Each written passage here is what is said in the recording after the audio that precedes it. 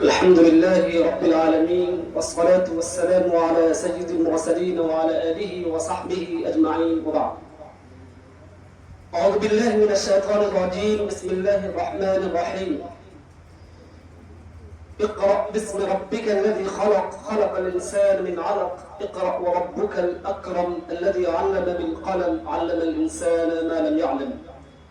وقال النبي صلى الله عليه وآله وسلم: من سلك طريقا يلتمس فيه علما سهل الله له طريقا إلى الجنة. وكما قال عليه الصلاة والسلام. میں اپنی بات شروع کرنے سے پہلے آپ تمام حضرات کو سلام عرض کرتا ہوں. السلام علیکم ورحمۃ اللہ وبرکاتہ. میرے لیے نہایت ہی فرحت و انبساط کا موقع ہے کہ میں آپ حضرات کے سامنے کچھ دیر اپنی بات رکھ سکوں.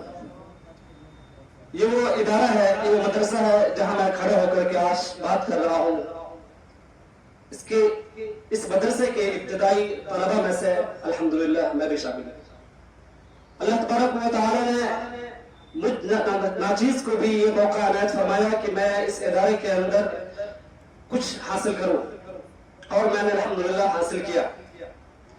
آپ حضرات کے سامنے میں نے قرآن کریم کی جو آیات تلاوت کی ہے، ان آیات کا مطالعہ کرنے سے ہمیں یہ پتہ چلتا ہے کہ اسلام میں علم کو اللہ تبارک و تعالی نے جو درجہ اور مقام دیا ہے وہ کسی بھی شخص سے پوشیدہ نہیں ہے. اسلام کو گویا کہ دین العلم ہے، یہ علم کا دین ہے. قرآن کریم کی ابتدائی آیات جو شروع ہوتی ہے وہ بھی علم کی اہمیت ہی سے شروع ہوتی ہے.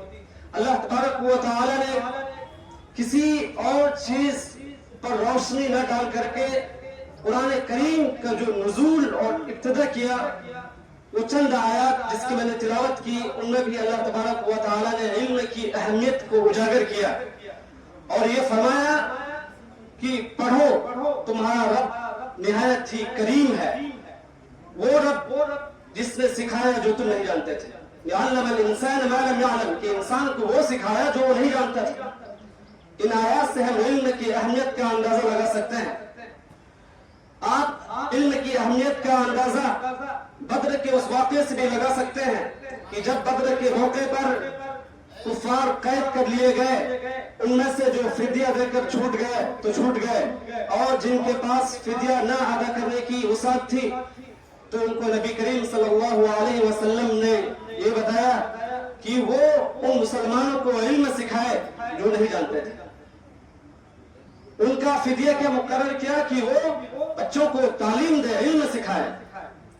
علم کی اہمیت کا اندازہ اس بات سے لگا سکتے ہیں کہ نبی کریم صلی اللہ علیہ وسلم نے علم کی اہمیت پر روشنی ڈالتے ہوئے فرمایا کہ من سلک طریقا یلتمس فیہ علما سہل اللہ لہ طریقا الی الجنہ، کہ جو شخص بھی علم کی تلاش میں کسی بھی راستے پر چلے گا اللہ تبارک و تعالی اس کے لیے جنت کا راستہ آسان کر دے گا. میرے عزیز دوستو، علم کیا ہے؟ علم روشنی ہے، علم زندگی ہے، علم معرفت الہی کا سب سے بڑا ذریعہ ہے. علم انسان کو وہ دیتا ہے جو وہ نہیں جانتا ہے. علم کی اہمیت پر اللہ تبارک و تعالی نے روشنی ڈالتے ہوئے فرمایا قل هل يستوي الذين يعلمون والذين لا يعلمون، کہ آپ کہہ دیجئے کہ جاننے والا اور نہ جاننے والا یہ دونوں برابر نہیں ہو سکتے ہیں. جس طریقے سے بینا اور نابینا، اندھا اور وہ شخص جس کے اندر روشنی ہے، وہ دونوں برابر نہیں ہو سکتے ہیں، ایسے ہی جاننے والا اور نہ جاننے والا، عالم اور جاہل برابر نہیں ہو سکتے. جس طریقے سے تاریکی اور روشنی برابر نہیں ہو سکتی ہے، ایسے ہی علم کی اہمیت ہے کہ جو شخص جس کے اندر علم ہو، جس کے اندر معرفت ہو، وہ اللہ تبارک و تعالی کو پہچان سکتا ہے. جنت میں جانے کے جو ذرائع ہیں، جو طریقے ہیں، وہ اس کو جان سکتا ہے. اگر علم نہ ہو تو وہ پھر دین پر صحیح طریقے سے عمل نہیں کر سکتا ہے. گویا کہ علم پہلی سیڑھی ہے، پہلا زینہ ہے جسے حاصل کر کے انسان عمل پر گامزن ہو سکتا ہے. اگر علم نہیں ہے کسی شخص کے اندر تو وہ دین پر صحیح معنوں میں عمل پیرا نہیں ہو سکتا ہے.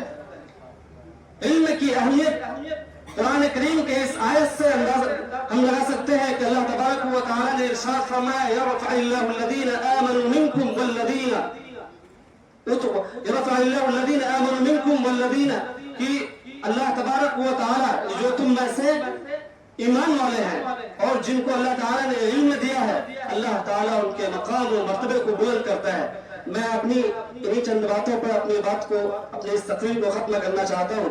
अल्लाह ताला से दुआ करें कि अल्लाह ताला हमें इल्म नाफ़े हासिल करने की तौफीक अता फरमाए और अमल की तौफीक अता फरमाए और इल्म की अहमियत को समझने की तौफीक अता फरमाए।